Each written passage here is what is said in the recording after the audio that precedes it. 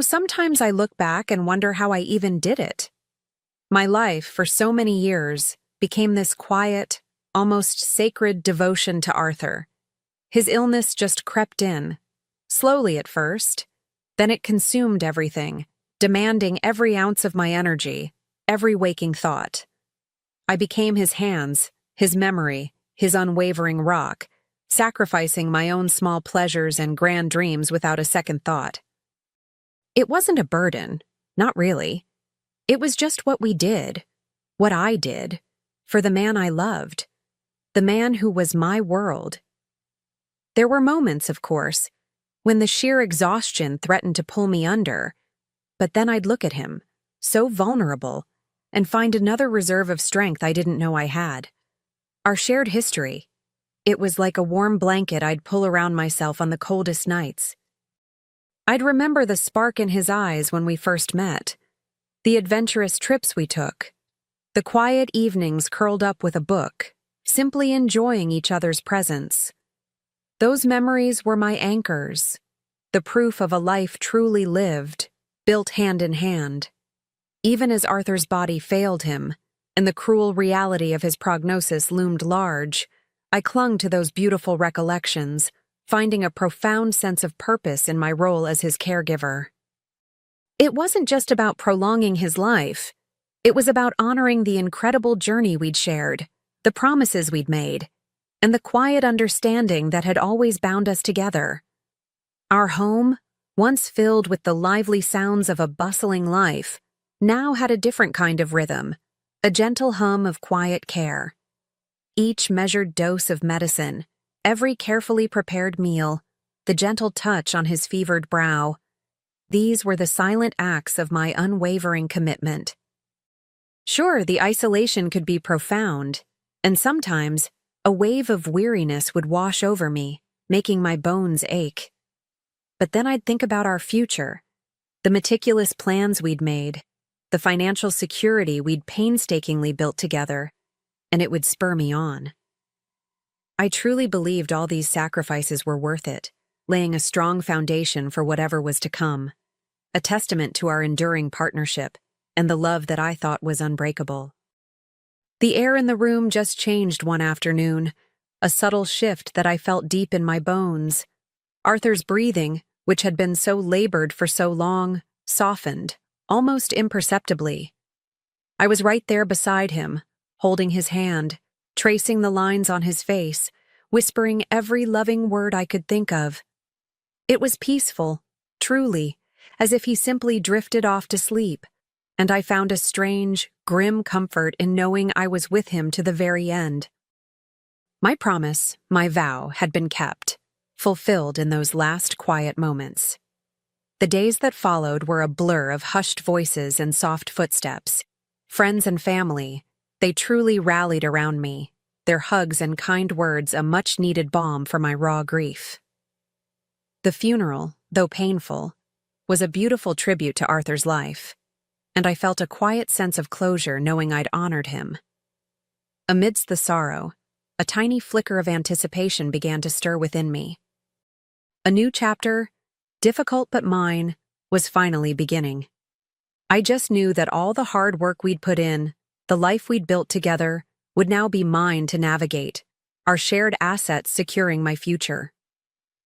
Looking back, I remember a few times in those final days, Arthur seemed a little distant, more withdrawn than usual, perhaps. But I just chalked it up to the illness, the pain, the sheer exhaustion of it all. Who could blame him? I dismissed any nagging thoughts, focusing instead on his comfort, on being present for him. There was so much going on, so much to manage, and I honestly couldn't imagine anything else taking up his precious last thoughts. Now, with the funeral behind us, the next inevitable step was approaching, the reading of the will, a moment I believed would simply confirm what I already knew was rightfully ours. The lawyer's office felt strangely hushed, almost reverent as I sat there, my heart a mix of lingering grief and quiet anticipation. I expected a solemn formality, a confirmation of what I already knew, that Arthur and I, as partners in life and love, had built a future together, and now it was simply being made official. The air was thick with unspoken condolences, a respectful silence. But then, Mr. Henderson, with his crisp suit and even crisper voice, cleared his throat, and the words that followed hit me like a physical blow, each one a hammer strike against my already fragile composure.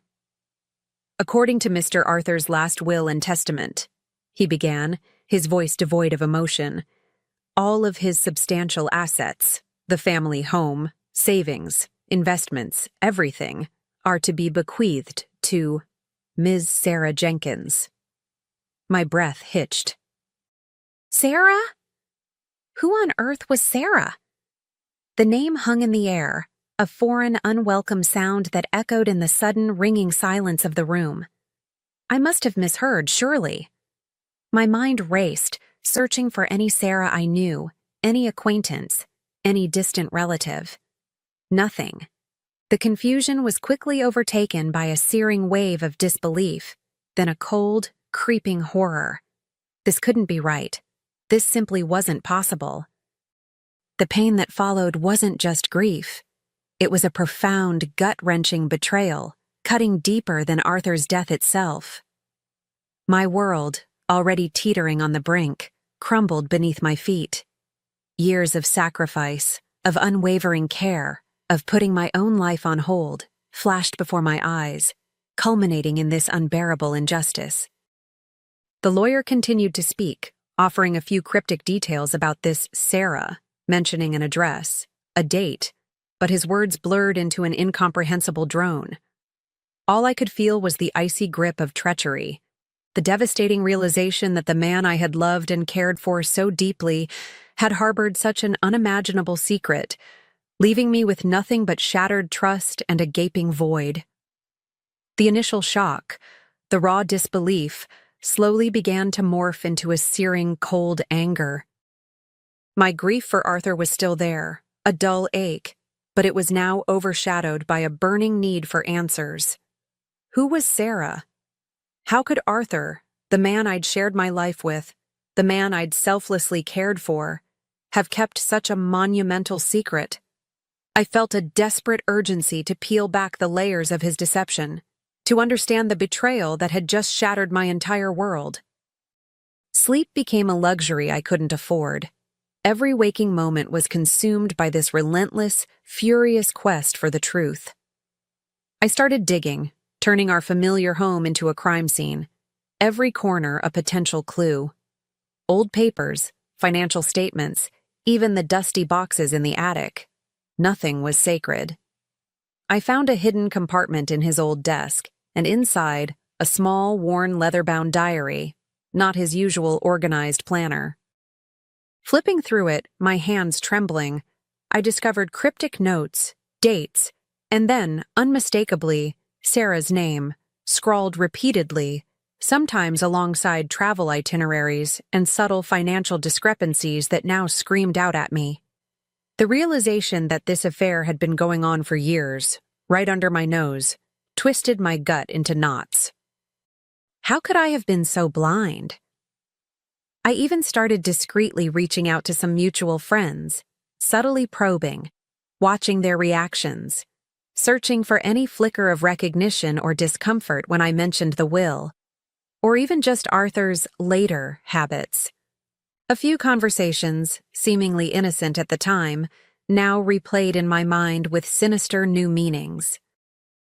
The long absences, the vague excuses, the times he seemed just a little too busy, all the subtle signs I'd dismissed as illness-related or just Arthur being Arthur, suddenly coalesced into a horrifying picture of a carefully constructed double life. My shock was now replaced by a chilling, determined rage, solidifying my resolve to expose every single one of his lies, no matter how painful the truth might be.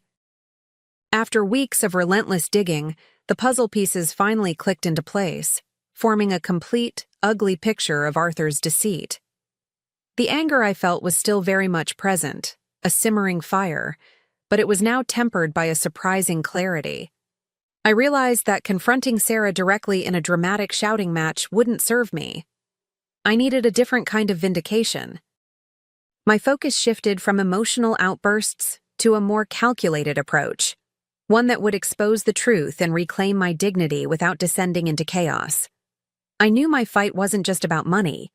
It was about honoring the years I'd given, about proving that his betrayal wouldn't break me.